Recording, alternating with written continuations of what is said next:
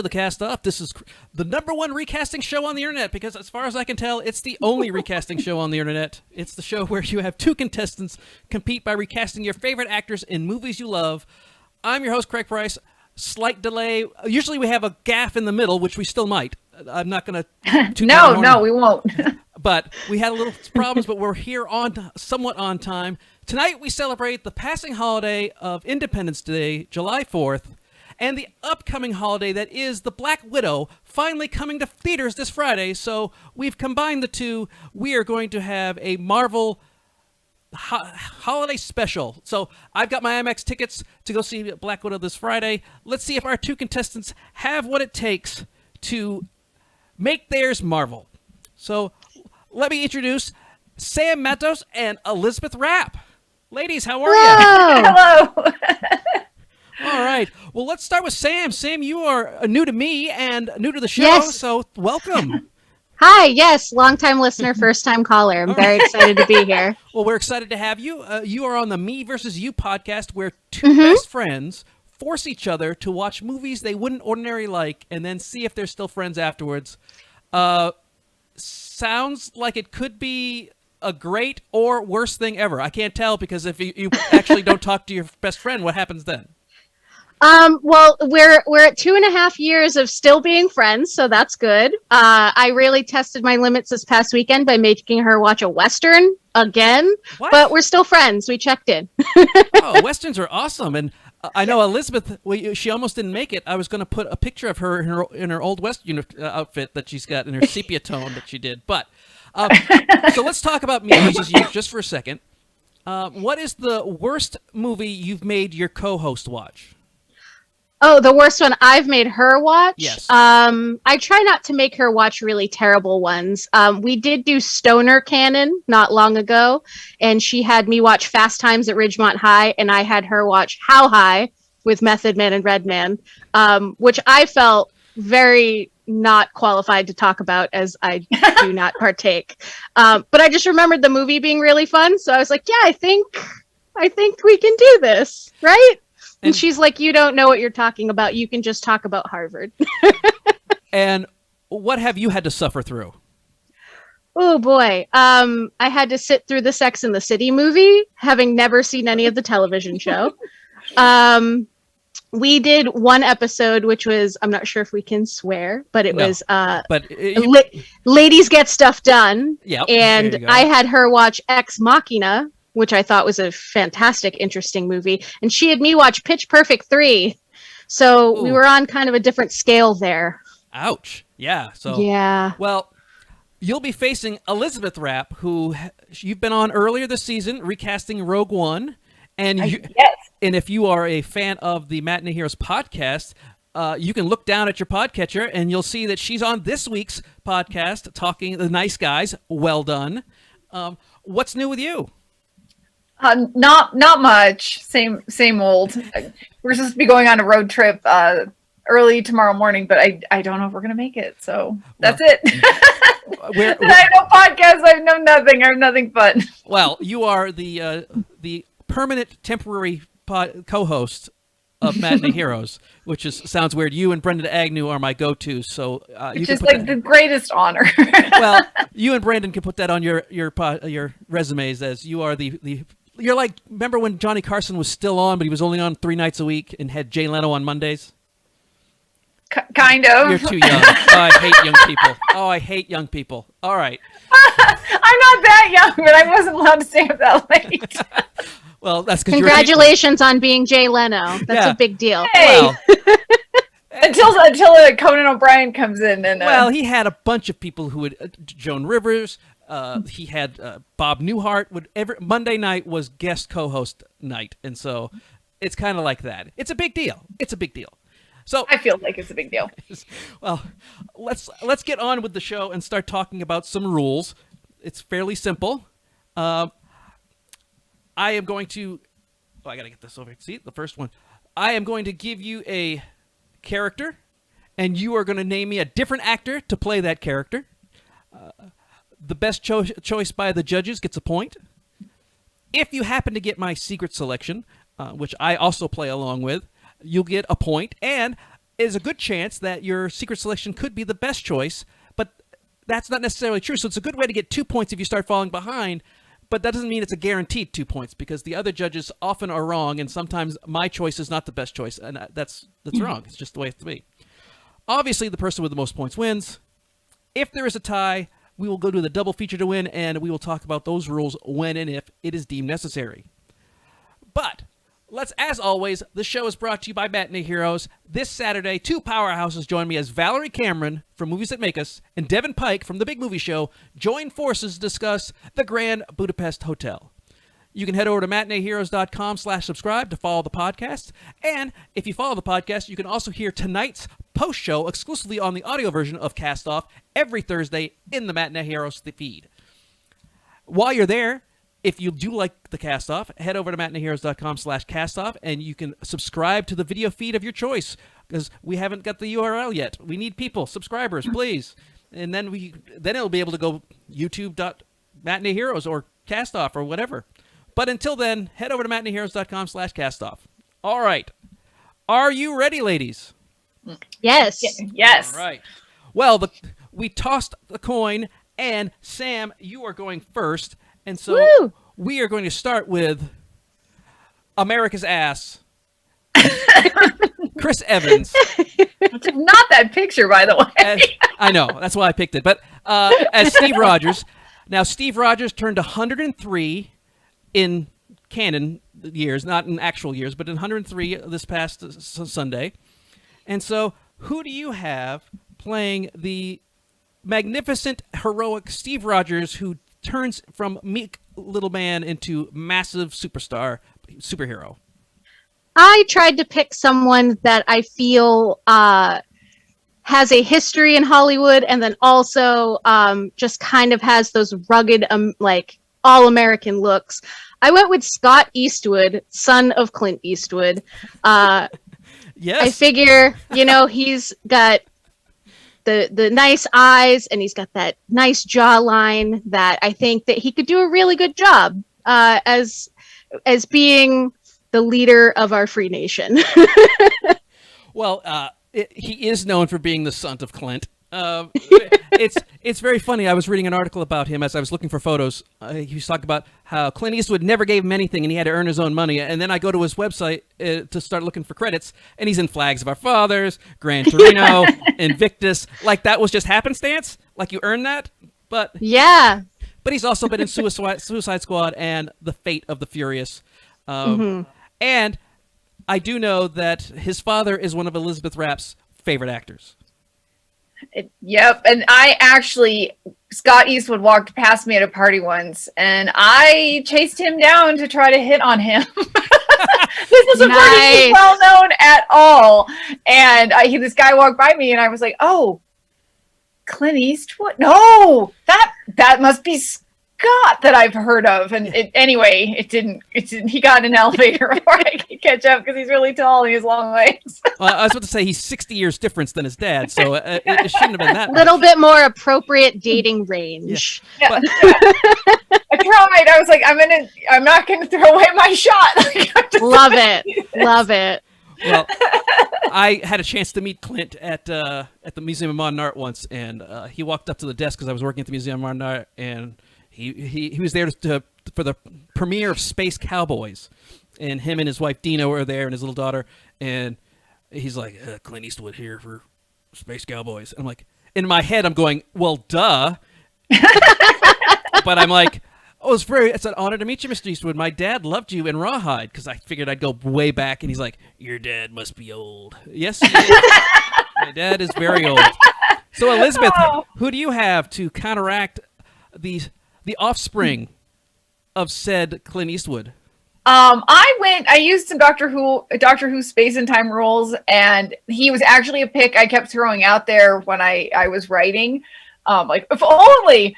But I went with young Paul Newman, who I think is the only guy who maybe was a real life Captain America and who could play him that wasn't Chris Evans.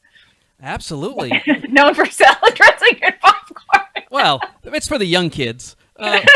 I mean, if they don't remember Jay Leno being on Monday nights, they may not even know that Paul Newman existed. But Paul Newman, I have had to explain to teenagers that Paul Newman did stuff before he made a salad dressing and before he made orange juice. I hate to say it, but he's even falling off of that because we have a long running joke at work now that somebody came in and was like, I feed my dog the Burt Reynolds dog food. And we were like, what? Like, what? Does it have Dom DeLuise on the front? It's called Cannonball Run? What is that? Good Lord. It was a bit like we Googled it and we're like, Paul Newman. They probably mean the Paul Newman one. I kept thinking of like his face in Smokey and the Bandit. Yeah. And don't go throwing out these $1 million ideas without trademarking them first. And it's called Newman's Own, so by this time the kids think it's from the postman from Seinfeld. But we've got Scott Eastwood. We've got Paul Newman. I went with Kevin Costner. I wanted the aw shucks type. Mm-hmm. Good choice for that. I think Chris Evans, surprisingly, even though he's been Surfer Dudes and he's a bro, is an amazing Steve Rogers. The judges conferred, and you got to go with the steel blue eyes of Paul Newman. I can't even be mad. That's a great pick, and I'm mad I didn't pick it. Well, next is Tommy Lee Jones, who brought, at the time, instant credibility to the Marvel Cinematic Universe, because at the time this Captain America came out, we weren't sure if Iron Man was a fluke or not, and he was just great as Colonel Chester Phillips. So we will start with Elisabeth. Elizabeth, who do you have playing a military man? I went, I had so many I wanted to do for this, and I was going to go along with a Paul Newman theme and picked older actors, but then I went modern, and I went with Ed Harris, who I think would deliver the escort Hitler to the gates of hell line very well, and has the great accent, has the very similar accent to Tommy Lee Jones. So that was my pick. He's the voice of NASA. If there's a movie, if there's a movie and there's NASA, he's Mission Control. Like in Gravity, he was in. I was going to put Gravity in there, but I'm like, he's just the voice. But The Right Stuff, A Beautiful Mind, Snowpiercers, all of those three movies you can hear in the archives at Matinee Heroes. But he's also been in The Abyss and The Rock. Definitely movies that are going to be on at some point in the very near future.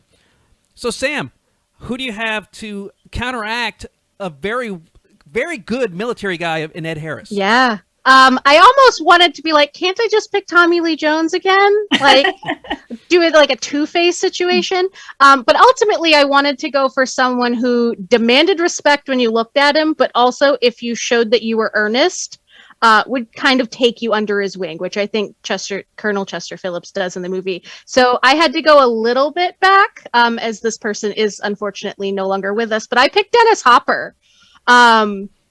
He reminds me of my grandfather, the grumpiest, meanest old man who will just show you so much love, but like kind of in a mean way.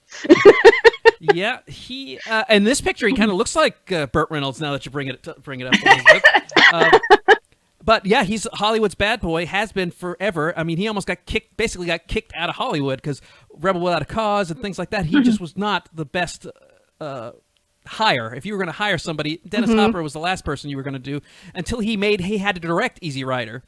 But I forgot he was in True Grit. Of course, he's in Apocalypse Now, and everyone always remembers him going totally insane in Blue Velvet. So when I told my co-host who I had picked, I said, I picked Dennis Hopper, and she said, from Super Mario Brothers. So God. Yeah, that too. You're welcome. I can't see how you guys are friends still. If I had to watch that movie, I'd be in trouble. It's almost at this point, it's like it's too much work and energy to find someone to fill this slot. So we're just she's tenured in at this point. So it's like being married for 20-something years. It's just too complicated to divide all the crap up. So right, exactly. Like, how are we going to divvy up our mutual friends? So we've got Ed Harris, Dennis Hopper. I went with J.K. Simmons, especially after seeing him in the Tomorrow War. He's got some guns a-blazing in that. I liked him. They would call him Conspiracy Santa, and he looks like that. So once again, they went with Ed Harris. They went and Elisabeth takes a 2-point lead. I feel And bad about this one because I think everybody's pick was really good. and if I know Elisabeth, she still thinks she's going to lose no matter what. So she has got the negative thinking down pat. And as someone who wrote a book on it as a positive thing, negative thinking as a positive. That's why I have affection towards Elisabeth, because she's very negative, and I appreciate that. Well, now we get to the noseless Nazi, played by Red Skull, and Hugo Weaving. So, Sam, who do you have who's going to end up being under all that makeup, and we only see his face a little bit? Well, I tried to go for someone. I was really trying to match the cheekbones, I think, with this one. Maybe they didn't need as much, heavy duty makeup. And also someone that ends up playing a lot of really good characters, but for some reason we just don't really see him as a villain, and he could be a really good villain with these cheekbones. Patrick Wilson.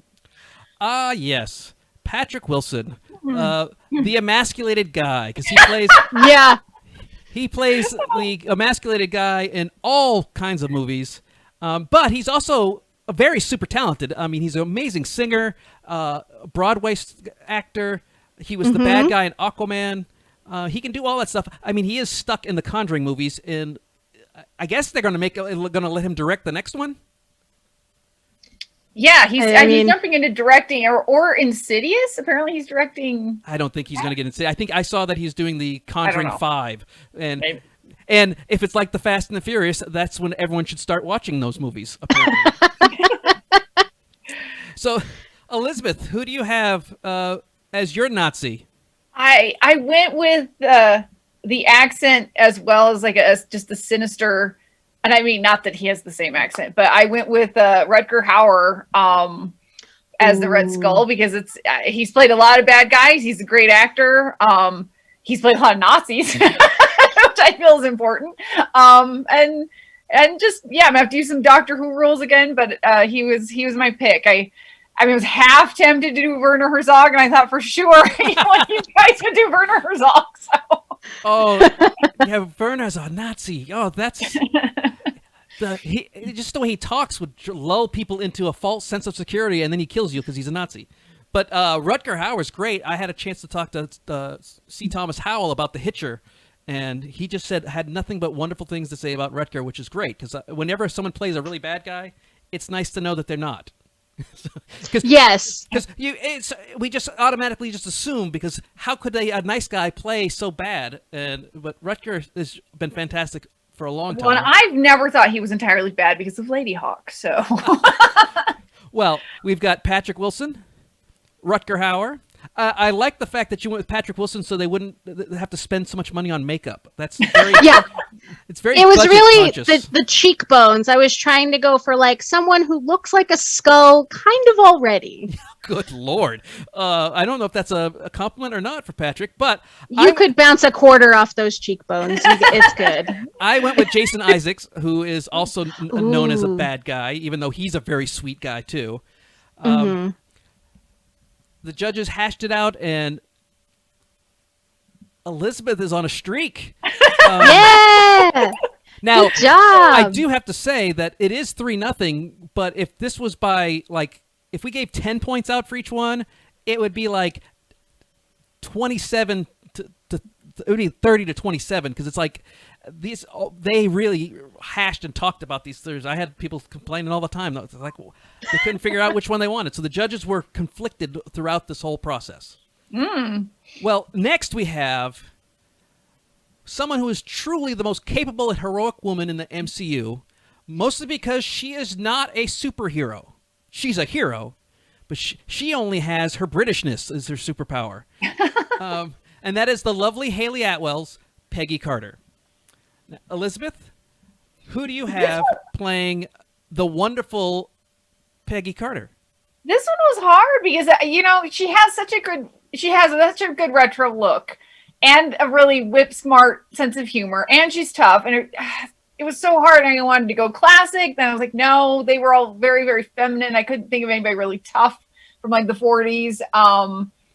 I ended up going with Kate Beckinsale, who I feel like is probably her older sister in some way. So it was like a cheap pick. I feel like it's a cheap pick, but Oh, yeah, there we absolutely. go. Yep.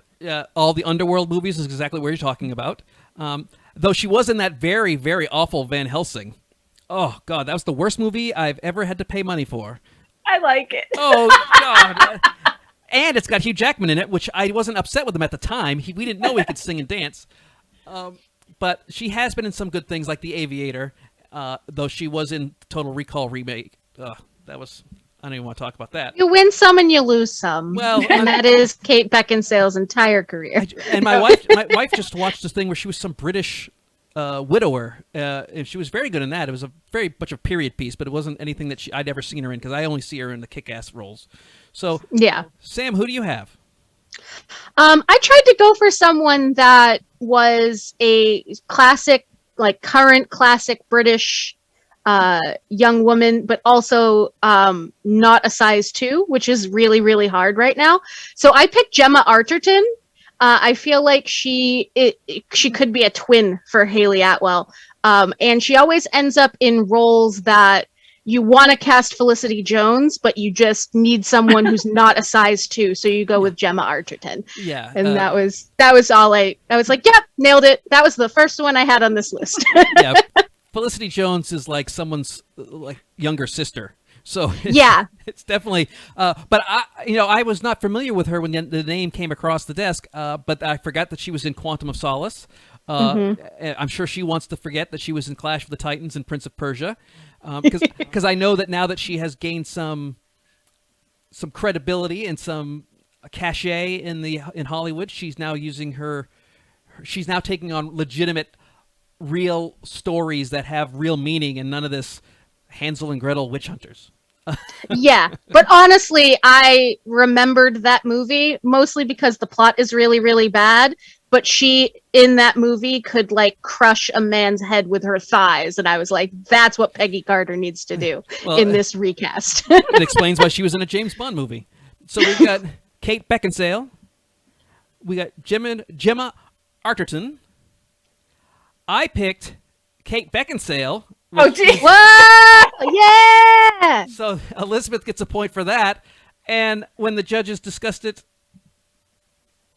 they went with Kate Beckinsale. So this is becoming this is becoming very much a blowout. But there is still, it's impossible. I'm having a great time. I hope so. I hope you're having a lot of fun because you have to. There's 6 points left on the board, 6 possible points. So not only do you have to get all 3 by the judges, but you also have to match me. So good luck. I wouldn't say it's impossible because I try not to go too crazy, but let's move on because everyone needs a sidekick and a pal, and Sebastian Stan does that as Bucky Barnes. So Sam, the road to the comeback starts now. Who do you have playing everybody's wannabe Luke Skywalker, Sebastian Stan, as Bucky Barnes? I wanted someone who could do this is my best friend and I'm looking out for him no matter what, but could also kick you in the teeth. And I picked John David Washington, especially after seeing Tenet. It was one of the first movies I saw when theaters opened back up, and I saw it in IMAX 3D, and I was like, that man needs to be in more things. And I think he would do such a great job of being a friend to Steve Rogers, like being friends with the young, small kid on the block, and then also being like, check out my friend, he's Captain America now. So, yeah.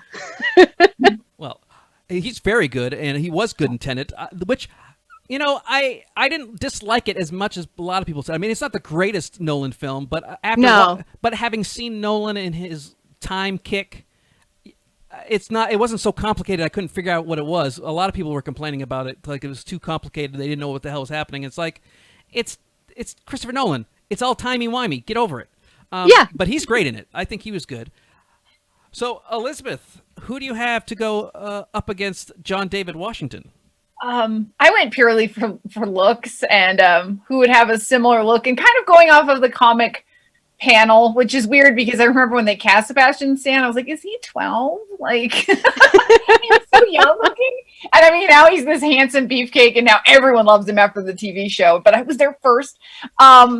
But I went with, I mean, admittedly another crush, but he also has this very great eyebrows, which is something I was apparently aiming for, but I went with Aiden Turner.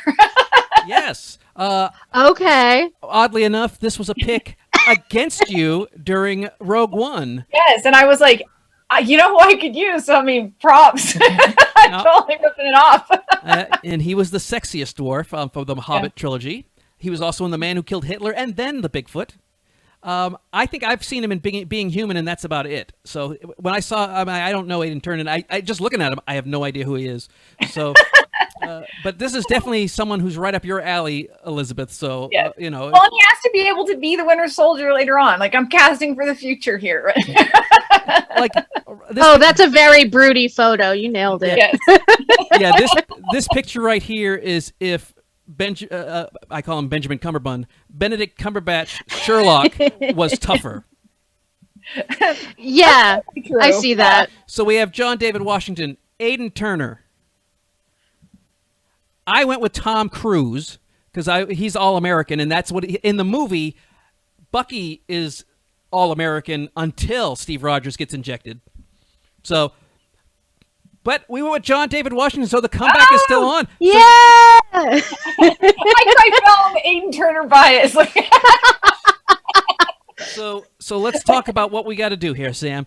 What you've got to do, Sam, because you got the point, so you made it a little easier for you. But now you've got to get back-to-back wins and Craig picks.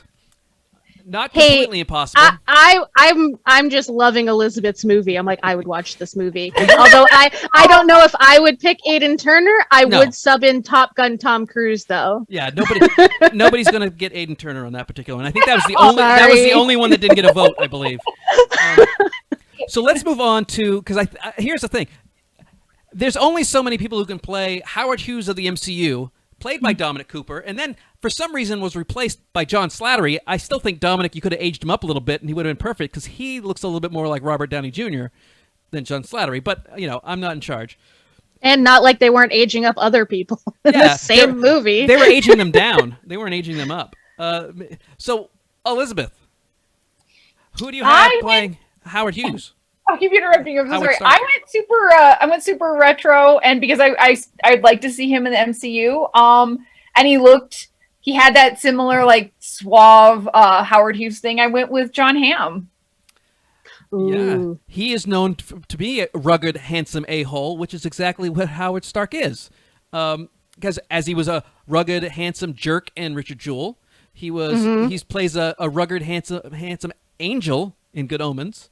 He was a rugged, handsome jerk and FBI agent in The Town and Bad Times at the El Royale, and a bad guy. So very, very easily fit into the Howard Stark mold. He is one that I have met in person. I met him at the stage door for a play I saw in New York City, and he is the nicest person. Oh, he is super cool. I'm not, yeah. Every time I see him in a movie where he's mean, I'm like, that's not true, John. Oh, you. Oh, John. and he's going to play the new Fletch. They're currently doing, and it's in production right now. It started about 2 weeks ago. He's going to be the new Fletch. He's taking over. That's so exciting. He deserves it. John Hamm deserves it after all this time. It's going to be like his first real leading comedy role because he's a huge comedy nerd. But he's never done a comedy role where he's the lead. He's always been like the boyfriend or the side guy who kind of shows up. Or he plays himself in a comedy. So, Sam, who do you have to beat John Hamm? Well, I wanted to take the easy road and pick Robert Downey Sr. and was told by everybody that was just cheating. I don't think that's cheating. Not by the judges, but I was told by my fiance, like, that's cheating, and you're actually trying. So people who have never seen the show or know the rules were telling you were cheating. No one who had any context was like, that seems like cheating. Especially when I was like writing a dictionary about the other ones. So I went for someone that he is a little bit younger, so he would the other actors I picked, John David Washington, Scott Eastwood, they're a little bit older, or they look a little older, so they could kind of look down on him and be like, oh, look at him, he's just a rich boy. But I think he's got kind of a suave attitude, so I went with Milo Ventimiglia from Gilmore Girls and This Is Us. Yeah. He's known for playing the sweet, tough guy. He's the tough guy, but he really has a heart of gold, like he was in Gilmore Girls and in Heroes and the dad in This Is Us. You're right. I tried to find the Howard Stark mustache. It was very difficult. So many pictures of him. He only had it for a little bit in This Is Us. It's like Chris Evans when we recast him in Anchorman. There was only a moment where he had a mustache, and so it was hard to find the picture. Yeah.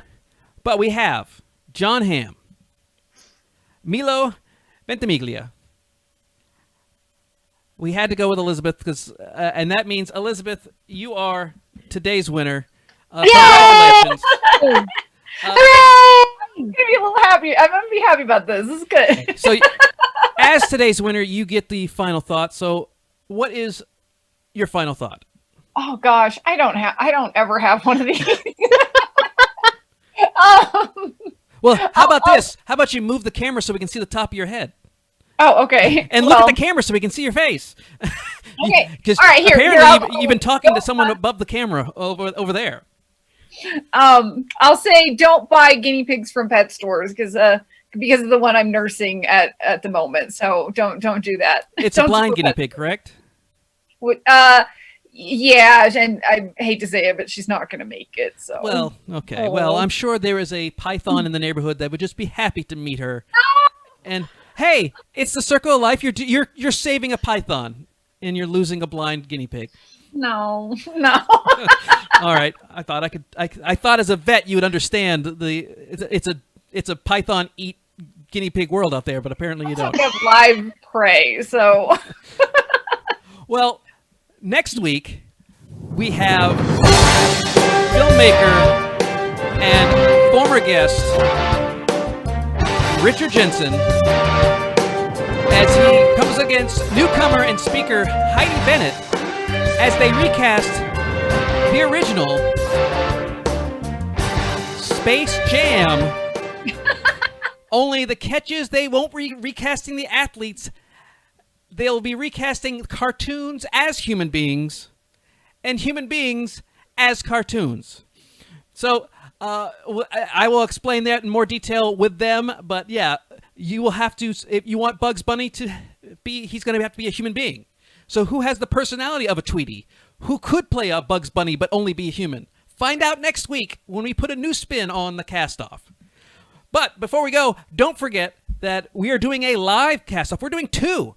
We're doing two live cast-offs. July 17th and 18th is Comic Palooza in Houston. But on the 18th at 3:30, we will be doing The Mandalorian as we celebrate the show's guests, Katie Sackhoff, Ming-Na Wen, Giancarlo Esposito, and Carl Weathers will be in Houston. I can't wait. Hopefully I get a chance to meet them. But we will be recasting The Mandalorian and something that Elisabeth knows quite well, Rogue One, a Star Wars story, because we wanted to keep the Star Wars spin-off theme going. Want to be a part of the show? We'll do what Sam did and go to matineeheroes.com/castoff/application and fill one out. And you too could be here trying to win. It's very easy. We've had people who've been on the application win and not win. It's always up to the judges. You can email me at mhcastoff@gmail.com. And you can go to the Castoff Show on Twitter. Follow us at Matinee Heroes on the Facebook group. MatineeHeroes.com Castoff, where you can get access to the YouTube and the Twitch.tv feed. Special thanks to Brendan Agnew and last week's winner, Troy Mangum. Brendan can be heard in about 2 weeks on The Arrival. And Troy won last week and has not let his brother, Tracy, live it down and has been rubbing it in ever since. So I don't know if I like my show being used to split families apart, but at this point, what can you do? So, on behalf of my guests, Sam Mattos, and tonight's winner, Elisabeth Rappe, I'm your host, Craig Price. We'll see you next week on The Castoff.